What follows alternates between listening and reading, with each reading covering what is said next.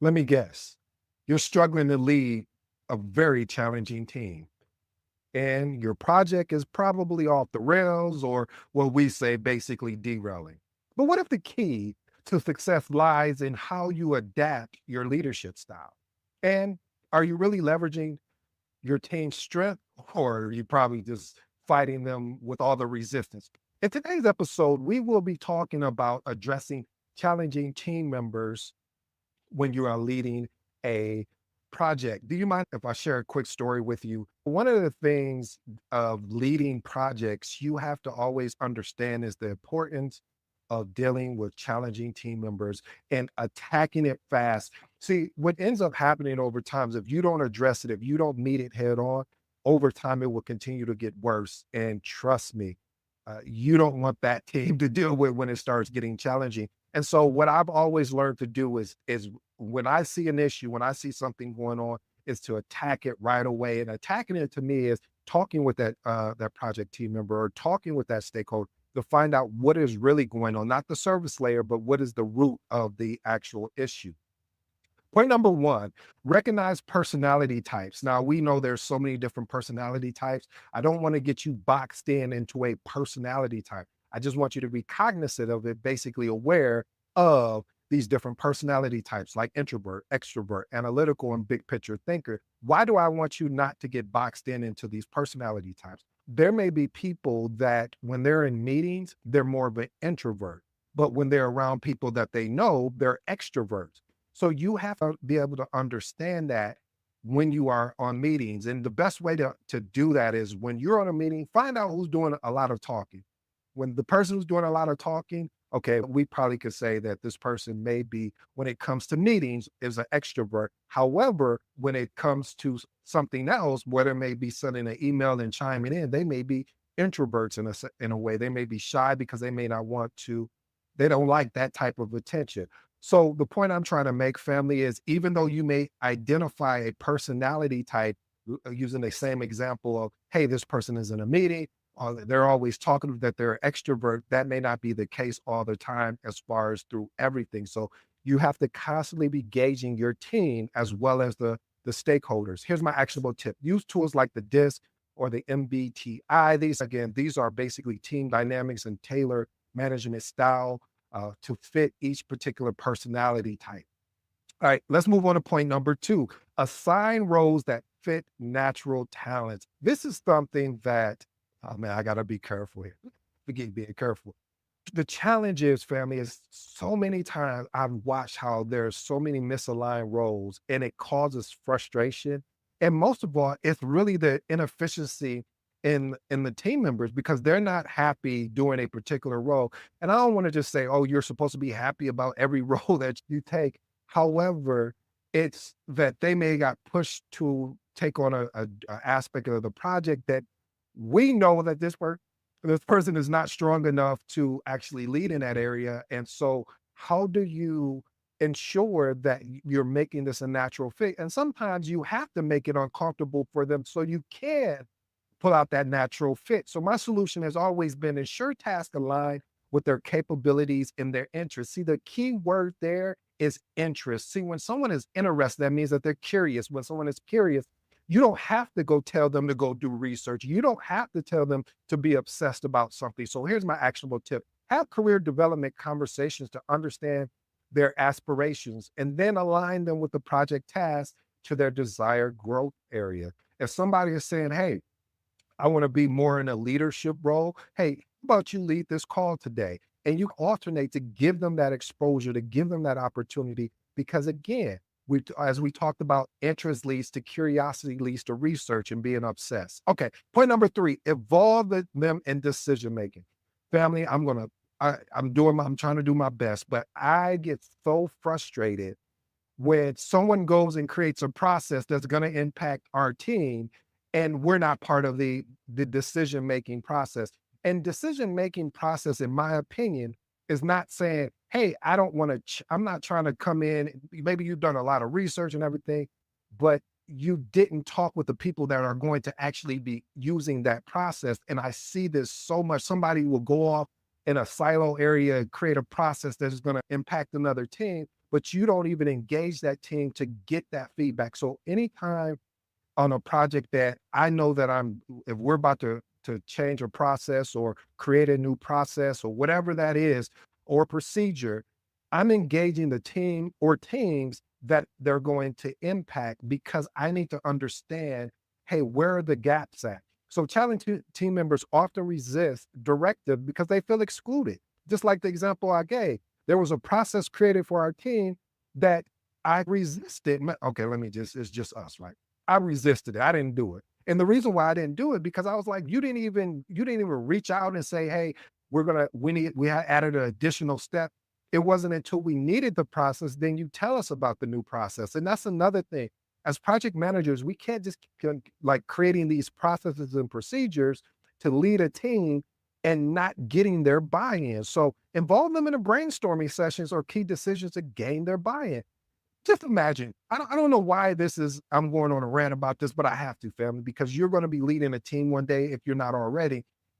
And you're going to be wondering why they're resisting because you went and created this whole plan and you didn't involve them in it. And then they're frustrated because now they have to implement it compared to why wouldn't we just collaborate together on a process or procedure or whatever, or artifact or whatever that thing is. So we're all getting to put in our feedback. And yes, there's going to be people that feedback that won't get accounted for, but at least they had an opportunity to voice their opinion. So use structure frameworks like a RACI, responsible, accountable, consulted, informed, to assign responsibility collaboratively. Point number 4, address negative behavior promptly. One of the things I struggled with at the beginning of this thing that I love, that I hope you fall in love with, called project management, it was addressing negative behavior promptly because I had the mindset at that time where it was like, this person doesn't report into me. They're just part of the team.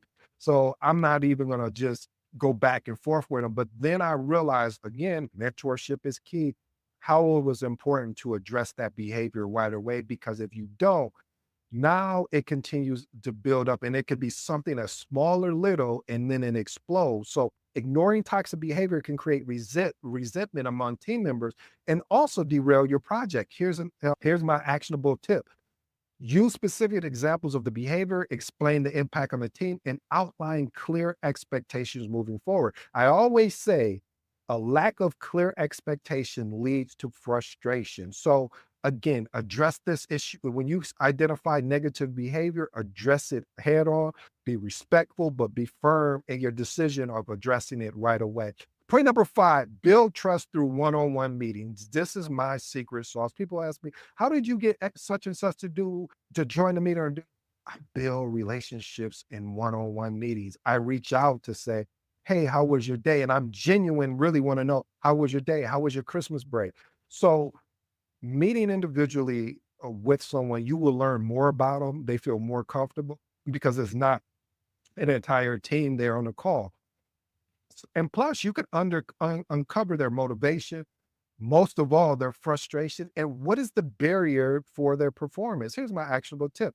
Ask open-ended questions like, what would help you contribute more effectively? See, this forces them to not answer with a yes or no or one single word answer. And my next one is document actionable next steps from the conversation. This is why when I was talking about leadership, when it came to meeting with your manager, I always say, document the conversation, not the and it's not a documentation to say, hey, I'm trying to show you that you said this on this a certain day. No, you want to be able to document that in which you can you leverage for your performance appraisal, or if there is a disconnect between you and your manager, that you can say, hey, this is the information that we discussed. I documented it. This was 2 months ago. If it's something changed, no problem. But this is what we discussed. Remember what I talked about?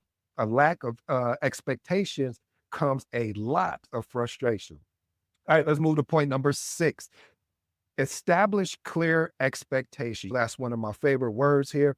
Define roles, responsibilities, and deliverables at the start of the project. What happens a lot of times is when we don't define these deliverables or responsibilities, everybody is everywhere. And you start, as they say in the project, and I just created this, but we've heard it, stepping on people's toes in a sense, and people feeling like you're trying to take their position or trying to take their job. So we need to clearly communicate how each team members contribution impacts the overall success of the project to ensure alignment and, most of all, accountability. Here's my actionable tip: create a project charter, create a project plan, create a team agreement outlining expectations. Then revisit this during regular meetings to reinforce understanding. Point number 7, create a safe space for feedback, what I like to call transparency. If I can't be transparent with you on the team, if I can't give you feedback on the team, we're not going to have the success that we probably could have, because I'm nervous that I may hurt your feelings, or vice versa. You may feel like you may,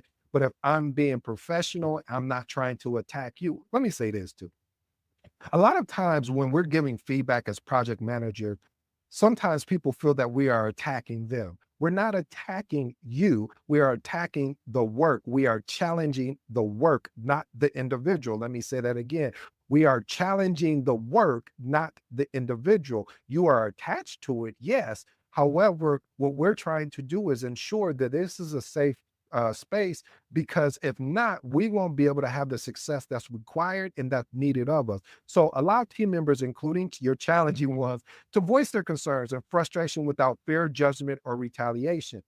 There may be some tough conversations that you're going to have. One of my favorite books I recommend is called Crucial Conversation.